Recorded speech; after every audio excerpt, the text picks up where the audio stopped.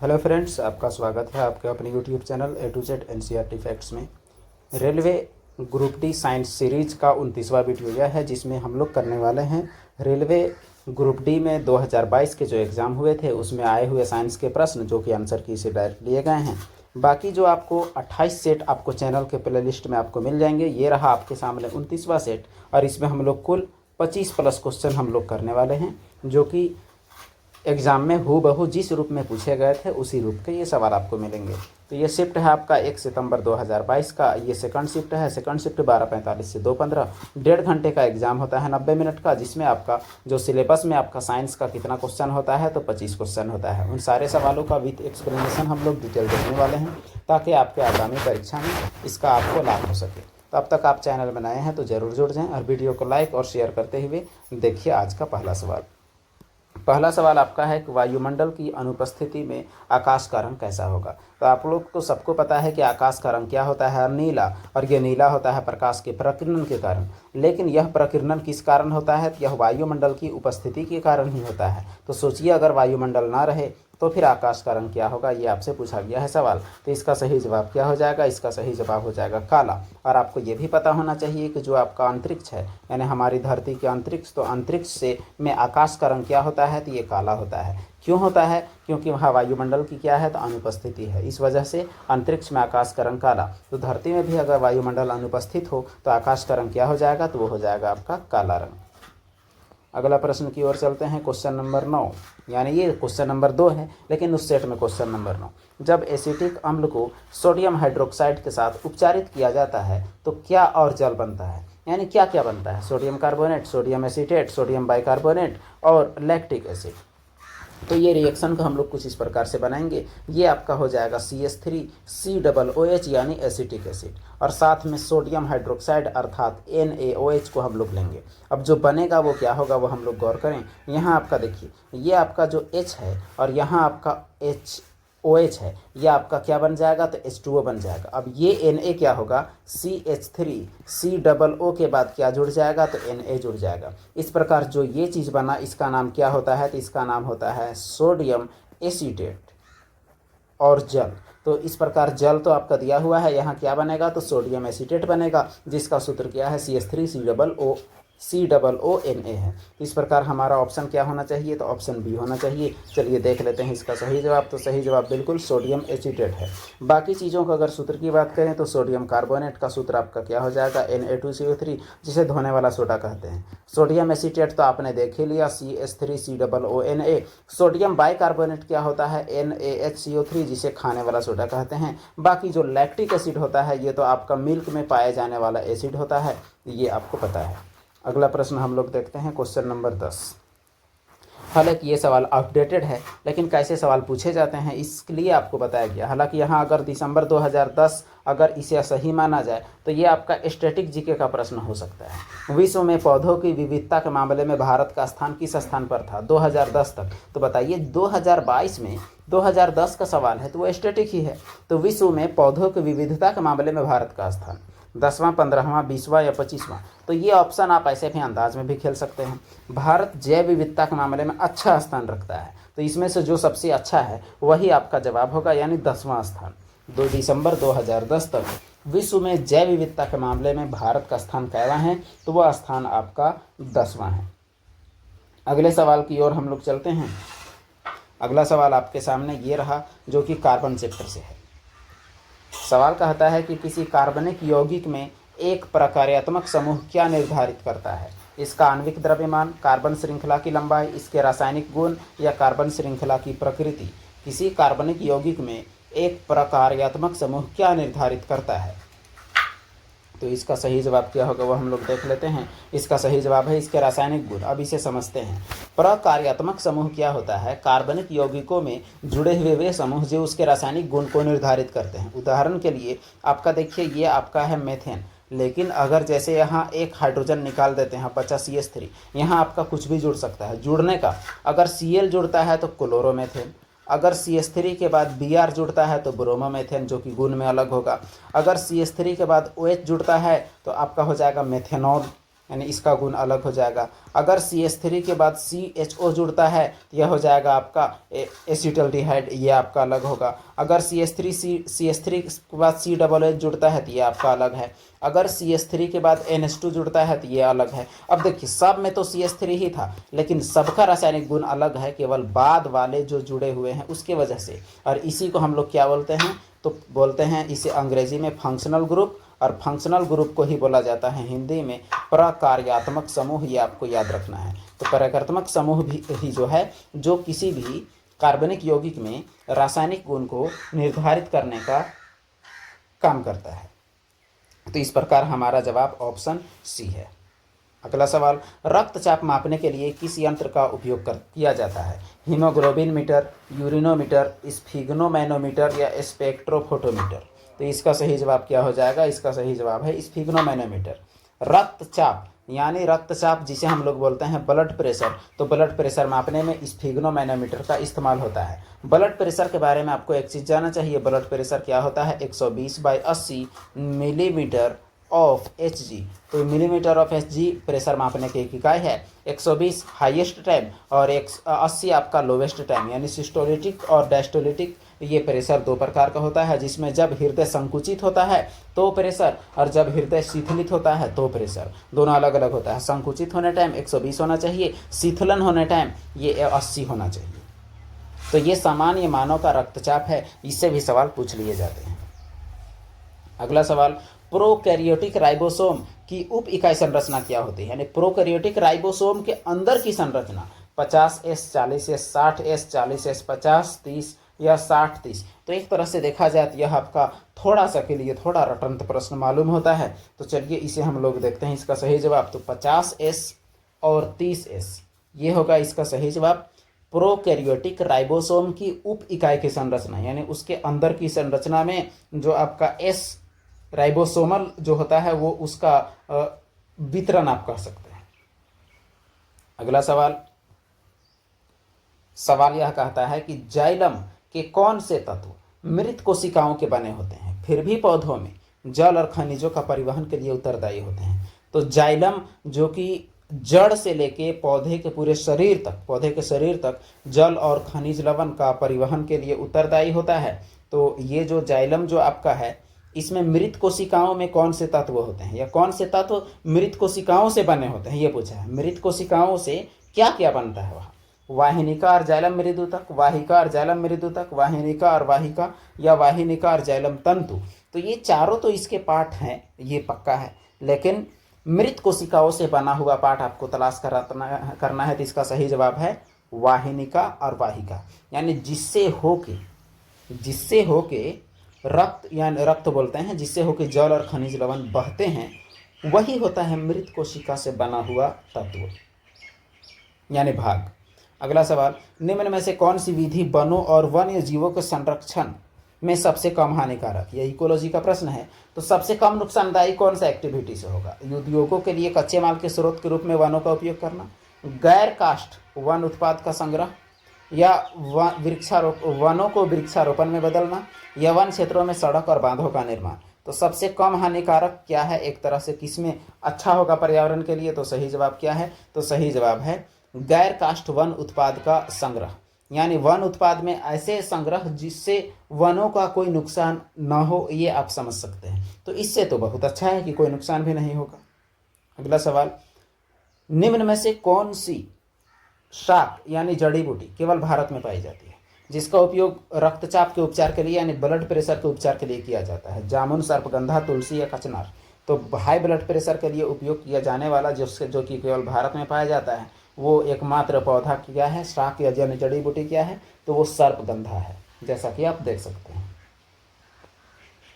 अगला सवाल, जल की कठोरता का किसका उपयोग करके दूर किया जा सकता है? धावन सोडा, साधारण नमक, पीओपी या विनेगर? तो जल की कठोरता को दूर करने के लिए धावन सोडा का उपयोग करते हैं। धावन सोडा जिसका आपका सूत्र क्या होता है? तो जिसका सूत्र आपका हो जाएगा Na2CO3 यानी सोडियम कार्बोनेट। इसका उपयोग करके जल की कठोरता को दूर किया जा सकता है। अगला सवाल, यौनारंभ के दौरान आवाज़ बदल जाती है, ऐसा क्यों होता है? सिगरेट पान के कारण, पेशीय विकास के कारण, फेफड़ों के विकास के कारण, या स्वर यंत्र जिसको लैरिंग्स बोलते हैं के विकास के कारण। तो आवाज़ क्यों बदलता है, इसका कारण क्या है? तो इसका कारण है कि यौनारंभ के टाइम में जो स्वर यंत्र होता है, जो गले के पास होता है, उसका विकास होता है, इसीलिए आवाज़ बदल जाती है। अगला सवाल, निम्न में से कौन सा तत्व कार्बन के समान श्रृंखलन गुण प्रदर्शित करता है? तो देखिए, कार्बन में एक गुण है जो कि खुद से एक चेन बना पाता है, और ये चेन ही कार्बन को विशाल यौगिकों की श्रृंखला बनाने में मदद करती है। इस प्रकार का भी चेन कार्बन में देखने को मिलता है। तो कार्बन जैसा चेन और कौन बनाता है? पोटेशियम, नियोन, ऑक्सीजन या सिलिकॉन? तो देखिए, कार्बन का संयोजकता 4, उसी तरह सिलिकॉन का भी संयोजकता 4 होता है। तो जब मिलते जुलते गुण वाला सिलिकॉन है, इसका मतलब सिलिकॉन इसका सही जवाब होगा।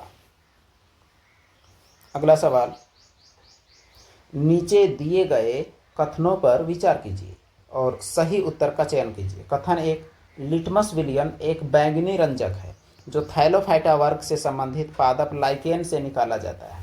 यानी लिटमस विलियन एक बैंगनी रंग का रंजक है जो थैलोफाइटा वर्ग के लाइकेन नामक पौधे से निकाला जाता है। यह कथन 1 है।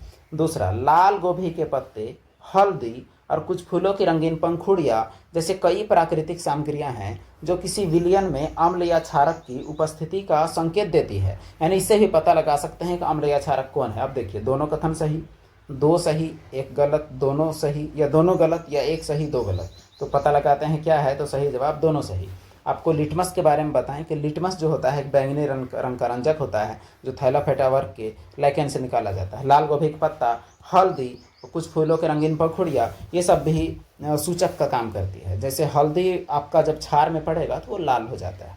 अगर आपके कपड़ों में हल्दी का छींटा अगर कभी पड़ा हुआ है तो उसमें आप जब आप साबुन रगड़िएगा तो वो लाल हो जाएगा। तो एक तरह से सूचक का काम किया। अगला सवाल यहाँ कहता है, किसी सीधे धारावाही चालक को चुंबकीय क्षेत्र में रखा गया है जब चालक में प्रवाहित धारा की दिशा और चुंबकीय क्षेत्र की दिशा के बीच कितना का कोण होगा कि चालक अधिकतम बल का अनुभव करेगा। तो बात यह है कि इसमें से जब अधिकतम बल का अनुभव करना हो तो उस दौरान कोण आपका क्या होना चाहिए, ये सवाल पूछा हुआ है। तो इसका सही जवाब 90 डिग्री है। और 90 डिग्री के टाइम में ही फ्लेमिंग का दाएं हाथ का नियम और बाएं हाथ का नियम भी लगता है। तो उसी से आप 90 डिग्री का चीज़ याद रख सकते हैं। बाकी आपको इसमें ज़्यादा दिमाग तो ऐसा लगाने का नीड नहीं है। 90 डिग्री में अधिकतम बल अनुभव करता है। अगला सवाल, बोमन संपुट या बोमन कैप्सूल मानव शरीर में कहाँ स्थित होता है? आमाशय, वृक्क, यकृत या फेफड़ा? तो इसका सही जवाब हो जाएगा क्या, तो वृक्क। वृक्क का जो सबसे बेसिक भाग होता है उसे क्या कहते हैं, तो उसे कहते हैं नेफ्रॉन। और वृक्क का अध्ययन को नेफ्रोलॉजी कहते हैं। नेफ्रॉन के अंदर जो छोटे छोटे रक्त को छानने के लिए या शरीर के जल को छानने के लिए जो संरचना होती है उसे बोमन कैप्सूल कहा जाता है। अगला सवाल, एल लंबाई, ए क्षेत्रफल वाले तार का प्रतिरोध 1 एम्पियर है। तो समान पदार्थ से निर्मित 4 लंबाई और 5 ए क्षेत्रफल वाले तार का प्रतिरोध क्या होगा? तो चलिए सवाल को मिलके बनाया जाए। जो प्रतिरोध आपका होता है वो क्या होता है, R बराबर ρl बाई ए होता है। अब देखिए, R का मान क्या दिया हुआ है, 1 दिया हुआ है। रो तो समान पदार्थ का अलग अलग होता है, L लंबाई L है और आपका A क्या है, तो A आपका A है।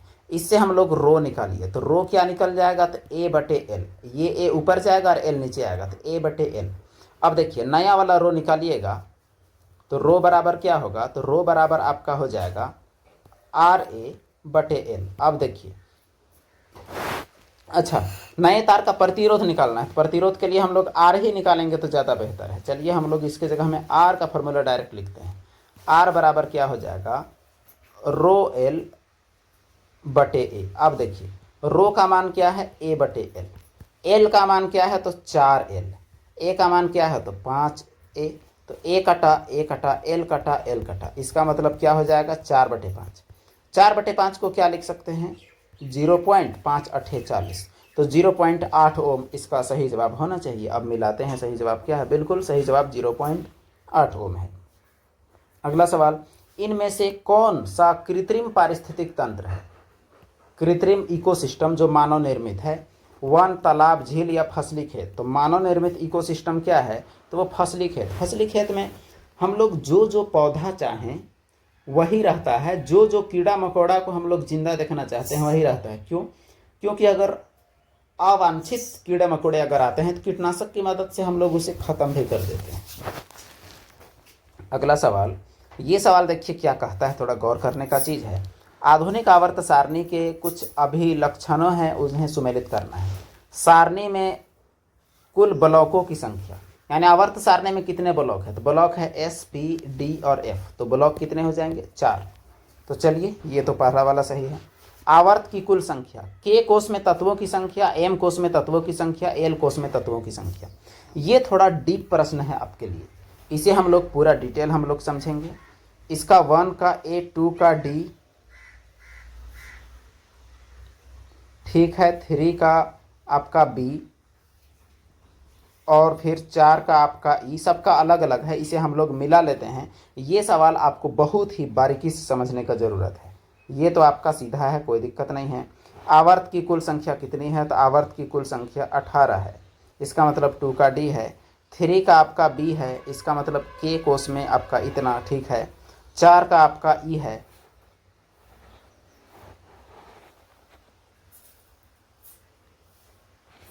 चार का आपका ये है, इसका मतलब ये वाला मैच नहीं करेगा। 4 में आपका क्या हो जाएगा, तो 4 में क्या है, एम कोष में तत्वों की संख्या। हम लोग इसे बारीकी से सीखते हैं। देखिए, जो आवर्त सारणी है उसमें 4 ब्लॉक है, एस, पी, डी और एफ। अगर इसका एड्रेस की बात करें तो इस प्रकार से आप आवर्त सारणी देखे होंगे। तो आवर्त सारणी में क्या क्या ब्लॉक है, ये देखिए, ये एस है, ये पी है, ये डी है, ये एफ है। चलिए ये बात तो समझ में आ गया, ब्लॉक वाला कहानी कि 4 ब्लॉक है। अब उसके बाद हम लोग देखते हैं कि कुल आवर्त की संख्या, आवर्त कितना है, तो आवर्त ऐसे ऐसे वाला लाइन को बोलते हैं। तो आवर्त कितना है, तो आवर्त की संख्या 7 है। इसका मतलब ये आपका 2 हो जाएगा, यानी आवर्तों की संख्या कितनी हो जाएगी, तो आवर्तों की संख्या 7 हो जाएगी। और वर्ग पूछता तो वर्ग की संख्या 18 हो जाती। अब फिर यहाँ ट्विस्ट है कि यहाँ KLMN कोष का पूछा है। देखिए, जब आपका ऐसा KLMN कोष होता है तो इसमें अलग अलग में अलग अलग होते हैं। जैसे K में आपका क्या हो जाएगा, 2 इलेक्ट्रॉन, L में क्या हो जाएगा 8, M में क्या हो जाएगा 18, ये चीज़ हुआ। तो K में 2, L में 8 और M में 18, यानी इसी आधार पर हम लोग बढ़ेंगे। ये कैसे बढ़ता है, तो 2n स्क्वायर, 2n स्क्वायर 1 रखेंगे तो 1 रखने पर 2 आएगा, 2 रखने पर 8 आएगा, 3 रखने पर 18 आएगा। तो इससे ही सवाल पूछ लिया गया है। तो देखिए, K में आपका 2, L में 8 और M में आपका क्या 18, आवर्तों कुल संख्या 7 और ये आपका इतना, यही होगा इसका सही जवाब। तो आवर्त सारणी का अध्ययन कितना जरूरी है आपको समझ में आया होगा। अगला सवाल, हालांकि ये उस दौरान का शायद करंट अफेयर का सवाल था, लेकिन फिर भी शामिल किया गया है। नेशनल इनोवेशन फाउंडेशन भारत ने मवेशियों में होने वाले कृमि यानी जोंक टाइप के इलाज करने के लिए रासायनिक विधियों के विकल्प के रूप में कौन सा स्वदेशी हर्बल दवा विकसित किया है। Vermi clear, stomach clean, Vermi wet या लोबेंडाजोल। तो इसका सही जवाब क्या हो जाएगा, इसका सही जवाब है वर्मी वेट, यानी जानवरों में कृमि ना हो उसके लिए वर्मी वेट दवाई का प्रचलन है। हालांकि ये सवाल आप स्टैटिक जी के लिए है। अगला सवाल कहता है यहाँ कि वैद्युत चुंबकीय प्रेरण की घटना के दौरान किसी कुंडली में प्रेरित ईएमएफ किसके अनुक्रमानुपाती होता है, प्रतिरोध के, या चुंबकीय अभिवाह में परिवर्तन के, या चुंबकीय अभिवाह के, या चुंबकीय अभिवाह में परिवर्तन की दर के। तो इसका सही जवाब क्या हो जाएगा, तो इसका सही जवाब है ऑप्शन डी, अर्थात चुंबकीय अभिवाह यानी चुंबकीय फ्लक्स में जो बदलाव का दर जो होता है उस पर निर्भर करता है ईएमएफ, यानी जिस दर से हम लोग बदलाव करेंगे उसी दर से ईएमएफ उत्पन्न होता है। चुंबकीय फ्लक्स में जिस दर से बदलाव होगा, तो जनरेटर में क्या होता है, आपका एस और एन होता है, बीच में एक आर्मेचर होता है, इसके घूमने से यहाँ का चुंबकीय फ्लक्स में बदलाव आता है और वो जितना तेज घूमेगा उतना तेज बदलाव आएगा, दर ज़्यादा होगा तो उतना तेज ईएमएफ उत्पन्न होगा। यही है जनरेटर का कॉन्सेप्ट विद्युत चुंबकीय प्रेरण का। अगला सवाल, पुष्प का इनमें से कौन सा भाग निषेचन के बाद फल के रूप में विकसित होता है, स्त्री केसर, बीजांड, पंखुड़ी या अंडाशय। यानी फल कौन बनता है, तो फल बनता है निषेचन के बाद, तो वो है अंडाशय, अंडाशय बाद में फल बनता है। अगला सवाल स्पेसिफिक है ये क्वेश्चन। सवाल है, निम्न में से किस परिस्थिति में अवतल दर्पण में वास्तविक प्रतिबिंब बनेगा, जब वस्तु फोकस और ध्रुव के बीच हो। तो चलिए ये कंडीशन भी बनाते हैं। जब वस्तु फोकस और ध्रुव के जब बीच रहता है तो उस दौरान जो प्रतिबिंब बनता है वो कैसे बनता है, तो वो आपका आभासी बनता है दर्पण के पीछे। इसका मतलब ये कहानी खत्म। जब वस्तु अनंत में हो, तो अनंत में जब रहता है तो फिर इधरे बनता है, इसका मतलब ये हुआ कि इसमें वास्तविक बनता है, यानी ये आपका सही है। जब वस्तु फोकस पर रखा हो, तो वस्तु जब फोकस में रखा जाता है उस दौरान भी आपका अनंत में बनता है लेकिन वास्तविक बनता है। इसका मतलब 2 और 3 के दौरान क्या बनता है, तो वास्तविक बनता है, बाकी के दौरान आपका आभासी बनता है। देखते हैं जवाब कि इसमें क्या लिखता है। तो चलिए 2 और 3 वाला जवाब ही आपका सही है, बाकी तो पहला कंडीशन में आपका बड़ा और आभासी प्रतिबिंब बनता हुआ नजर आएगा। अगला सवाल, किसी तांबे के तार का प्रतिरोध तार में 0.5 एम्पियर धारा बह रही है और विभवांतर क्या है, तो 5 वोल्ट है। तार का प्रतिरोध ज्ञात कीजिए। आप ओम का नियम जानते होंगे, V बराबर आई आर। यहाँ से R का मान क्या हो जाएगा, तो V बटे आई। V का मान कितना है, तो 5 है, और I का मान कितना है, 0.5 है। 5 ये पॉइंट हटाइएगा तो ऊपर 10, नीचे 5, 5 दहाइए 50। इसका मतलब आपका 10 ओम आपका सही जवाब होना चाहिए। मिलाने पर पता चला कि इसका सही जवाब बिल्कुल 10 ओम है भी। अगला सवाल जो कि फिर से आपका विद्युत पाठ से है, 2 प्रतिरोध A 20 ओम और B 30 ओम को समांतर क्रम में जोड़ा गया है। संयोजन को 3 वोल्ट की बैटरी से जोड़ा गया है, तो बैटरी से प्रवाहित होने वाली धारा क्या है। तो देखिए आपका समांतर क्रम में जुड़ा हुआ है 2 प्रतिरोध, यानी इस प्रकार से है। ये एक प्रतिरोध हुआ, एक दूसरा प्रतिरोध ये हुआ, और उसके बाद बैटरी आपका कितना वोल्ट है, तो आपका 3 वोल्ट है, तो 3 वोल्ट का बैटरी है। अब देखिए एक आपका 20 है, एक आपका 30 है, ये तो आपका हो गया। अब बैटरी से प्रवाहित होने वाली धारा क्या होगी, ये आपसे पूछा गया है। तो देखिए इस कंडीशन में जो वोल्टेज बढ़ जाता है धारा सेम रहता है। वोल्टेज बढ़ जाता है धारा सेम, तो हम लोग पहले कुल प्रतिरोध निकालते हैं। कुल प्रतिरोध क्या होगा, 1/R बराबर 1/R1 प्लस 1/R2 हो जाएगा। तो 1/R1 20 है और 1/R2 आपका 30 है। एलसीएम लीजिएगा तो एलसीएम आपका कितना हो जाएगा, तो वो आपका हो जाएगा 60। तो 60 20 या 60 और 30 दूनी 60, तो 5 12 60, इसका मतलब 1/12। तो R का मान कितना निकल गया, 12। तो यहाँ R का मान कितना है, तो 12 है। अब हम लोग V बराबर आई आर का इस्तेमाल करेंगे, तो V बराबर आई आर में I बराबर क्या हो जाएगा, तो V बटे R। तो V का मान कितना है, तो V का मान 3, R का मान कितना है, तो 12 है। अब देखिए 3 चौके 12 यानी 1/4, 1/4 यानी 0.25।